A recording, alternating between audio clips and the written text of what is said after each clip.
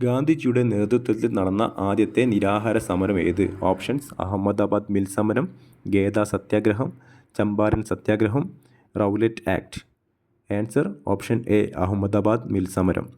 രണ്ടാമത്തെ ചോദ്യം: ചൗരി ചൗര സംഭവത്തെ തുടർന്ന് ഗാന്ധിജി നിസ്സഹകരണ പ്രസ്ഥാനം പിൻവലിച്ചത് ഏതു വർഷം? Options: 1922, 1919, 1923, 1920. Answer option A, 1922.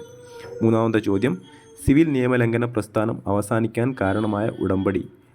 Options: 1931 Gandhi Irwin ഉടമ്പടി, 1928 നെഹ്റു റിപ്പോർട്ട്, 1922 ചൗരി ചൗര സംഭവം, 1929 പൂർണ്ണ Swaraj. Answer option A, 1931 Gandhi Irwin ഉടമ്പടി. കൂടുതൽ അറിവുകൾക്കായി ചാനൽ സബ്സ്ക്രൈബ് ചെയ്യൂ. കൂടുതൽ ചോദ്യങ്ങളും ഉത്തരങ്ങളും അടങ്ങിയ വീഡിയോയുടെ ലിങ്ക് കമൻറ്റ് ബോക്സിൽ.